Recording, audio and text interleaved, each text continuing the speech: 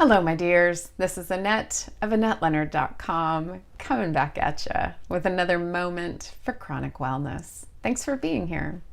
I was realizing that we are nearing the end of May, and May is Myositis Awareness Month, and we haven't spent much time talking about that. So I intend to do that over the next couple of days. And if you're looking for good, reliable, well-researched information about myositis, you can go to myositis.org or understandingmyositis.org for excellent information for patients, for caregivers, for folks who've never heard about myositis.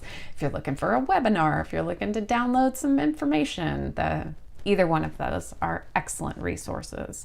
And you spell myositis, Myositis, and that spelling gives you a clue into what myositis is.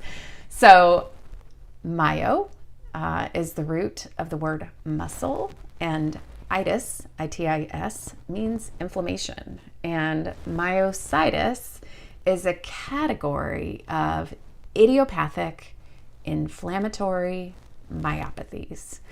And I think it's so interesting that we call them idiopathic because idiopathic means unknown etiology, unknown origin, so we don't know how they start, which I suppose is true, and we consider them to be autoimmune diseases. And so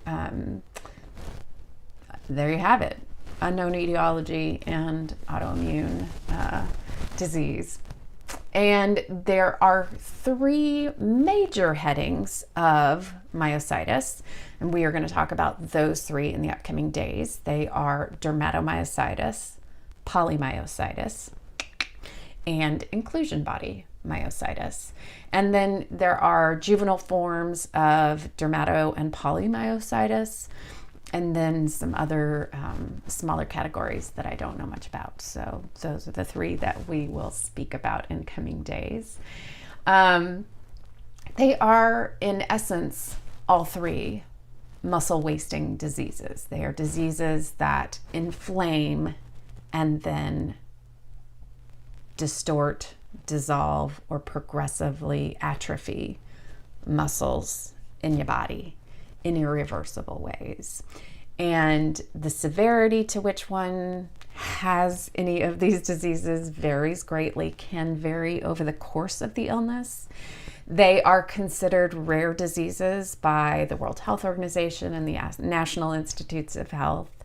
Here in the United States, it's estimated that we have between 50 and 75,000 people with one of those inflammatory myopathies, which, as we've talked about before here, folks, if you are a member of a rare disease category, it very likely means that there are not medications for your disease. Doesn't mean we don't treat your disease with medication. It just means that drug companies can't rally the number of folks it takes to make a clinical trial, and you are not a big enough block of folks to justify creating whole new drugs for. And so we use drugs to treat you, just off-label. So we use drugs that are created for Crohn's patients or for rheumatoid arthritis patients or for other kinds of autoimmune diseases, and we just apply them to you and try them out.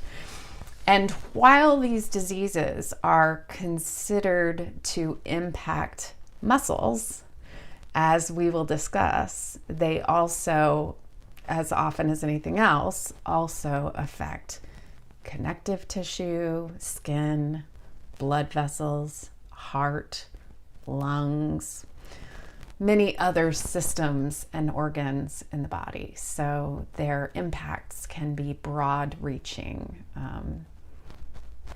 as if muscles themselves weren't broad-reaching enough.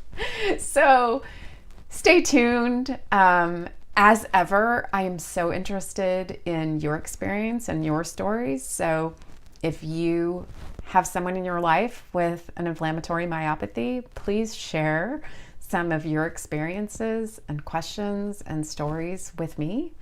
And if you haven't yet subscribed to wherever you are watching or listening to this, I would be so grateful for your subscription.